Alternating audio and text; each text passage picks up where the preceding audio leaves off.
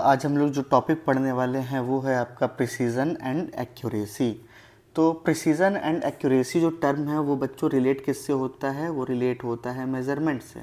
और मेज़रमेंट किसका करोगे? मेज़रमेंट आप करोगे फिज़िकल क्वांटिटीज़ का।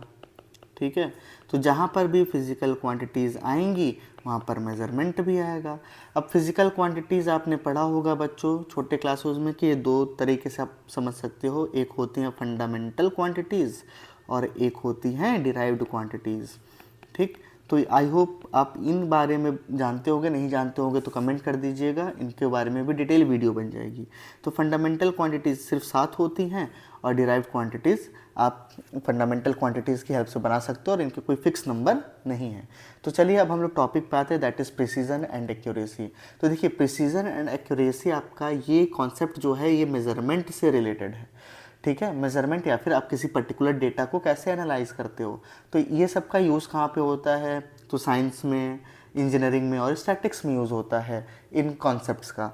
अब बात आती है कि एक्यूरेसी क्या है। सपोज दैट बच्चों आप किसी रॉड का लेंथ मेजर कर रहे हो और उस लॉन्ग का रेट सपोज दैट आपका 10 सेंटीमीटर है। ठीक है, सपोज दैट उस रॉड का लेंथ जो है 10 सेंटीमीटर है। तो अगर आप इसकी वैल्यू 9.9 सेंटीमीटर, 10.1 सेंटीमीटर या 10 सेंटीमीटर मेज़र करते हो तो आप क्या होगे, उस ट्रू वैल्यू के जो आपका एग्जैक्ट वैल्यू है उसके बहुत ही पास हो गए, बहुत ही क्लोज हो गए। तो इन वैल्यूज़ को हम लोग क्या बोलेंगे? एक्यूरेट वैल्यू बोलेंगे। तो सिंपल बताता क्या है कि कितना क्लोज कोई मेज़रमेंट है। ठीक है, तो आपका ये ट्रू वैल्यू जो है उसकी उस टारगेट वैल्यू के कितना क्लोज है, यानी ये करेक्टनेस को मेज़र करता है कि कितना करेक्ट आपने उस रीडिंग को मेज़र किया है। फॉर एग्जाम्पल कोई ऑब्जेक्ट मान लो आपका 100 ग्राम का है और स्केल 98 ग्राम मेज़र करता है, तो ये क्लोज तो है लेकिन करेक्ट नहीं है, परफेक्टली एक्यूरेट नहीं है, बट क्लोज है। तो बेसिकली आपका जो करेक्टनेस आप मेज़र करोगे वही एक्यूरेसी होती है। जैसे कोई क्लॉक है, वो क्या होता है आपका एग्जैक्ट करेक्ट टाइम अगर बताता है तो क्या है? एक्यूरेट है। वहीं दूसरी तरफ प्रिसीजन क्या होता है, वही 10 सेंटीमीटर की मान लो बच्चों रॉड थी, लेकिन आप उसको 9 सेंटीमीटर पहली रीडिंग में, दूसरे में भी 9 सेंटीमीटर और तीसरे रीडिंग में 9.1 सेंटीमीटर ऐसे मेज़र करते हो।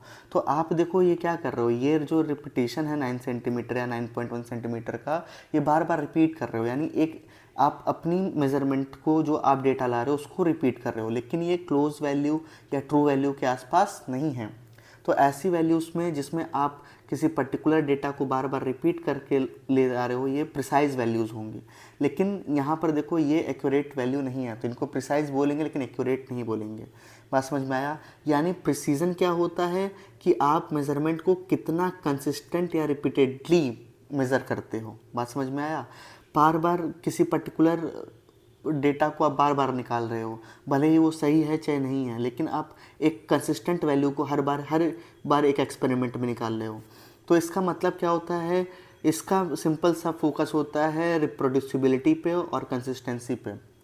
एग्जाम्पल, जैसे वही 100 ग्राम का ऑब्जेक्ट था लेकिन आप 95, 96, 95 ग्राम मेज़र कर रहे हो 3 अलग अलग एक्सपेरिमेंट में, तो आप एक ही वैल्यू को बार बार क्या कर रहे हो? रिपीट कर रहे हो, उसको बार बार प्रोड्यूस करो, तो इनको प्रिसाइज वैल्यू बोलेंगे, बट ये एक्यूरेट नहीं होगा।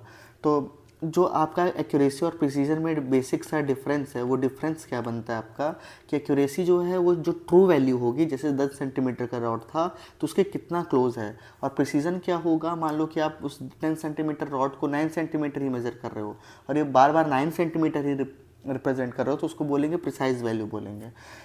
एक्यूरेसी जो होता है वो सिस्टमैटिक एरर्स पर डिपेंड करता है और ये प्रिसीजन जो है वो रैंडम एरर्स पर डिपेंड करता है। और एक्यूरेसी का पर्पस क्या होता है? इसका पर्पस होता है कि आप करेक्टनेस के या ट्रू वैल्यू के कितना पास जाते हो, और प्रिसीजन का आपका होता है कि बार बार कोई पर्टिकुलर डेटा आप कितनी बार रिप्रोड्यूस करते हो। That's all about precision and accuracy. Thank you.